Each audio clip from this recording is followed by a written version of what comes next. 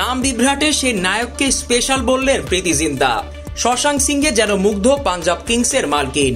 শশাঙ্কের সাথেই নিজের সেলফি তুলে সেই ছবি সোশ্যাল মিডিয়ায় পোস্ট করেন জিন্তা।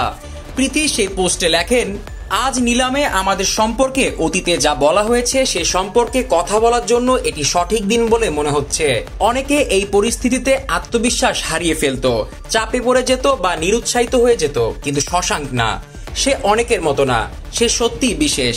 কেবল একজন খেলোয়াড় হিসেবে তার দক্ষতার জন্য নয়, তার ইতিবাচক মনোভাব এবং অবিশ্বাস্য মনোবলের জন্য। সে সব মন্তব্য, ঠাট্টা এবং সমালোচনা খুব স্পোর্টসম্যানিক ভাবে নিয়েছে এবং কখনোই নিজেকে শিকারে পরিণত হয়নি। সে নিজের উপর ভরসা করেছে এবং আমাদের দেখিয়েছে সে কি দিয়ে গড়া। সেজন্য আমি তাকে প্রশংসা করি, আমার শ্রদ্ধা ও সম্মান রয়েছে তার প্রতি। আমি মনে করি সে আমাদের সবার জন্য একটা উদাহরণ হতে পারে।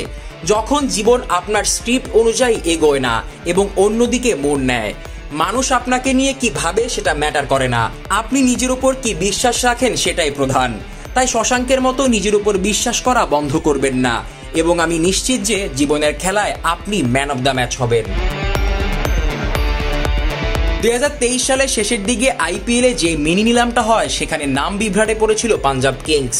সেবার নিলামের শেষের দিকে শশাঙ্ক সিংকে নিলামে তোলা হয়। 20 লাখ টাকার বেস্ট প্রাইজে তাকে দলে নেয় পাঞ্জাব কিংস। কনফার্ম হওয়ার পর তারা বুঝতে পারে ভুল শশাঙ্ককে দলে নিয়েছে তারা।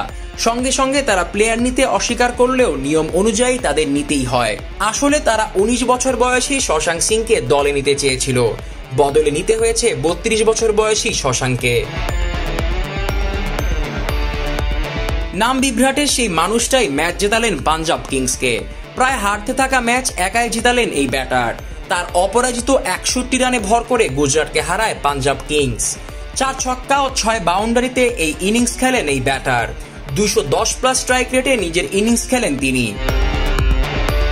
পাঞ্জাবের পরের ম্যাচ 9 এপ্রিল হায়দ্রাবাদের বিপক্ষে। এখন অব্দি 4টা ম্যাচ খেলেছে কিংসরা। 2 ম্যাচ জিতে টেবিলের 5-এ আছে পাঞ্জাব। Zeeshan Ahmed, BD ক্রিক time.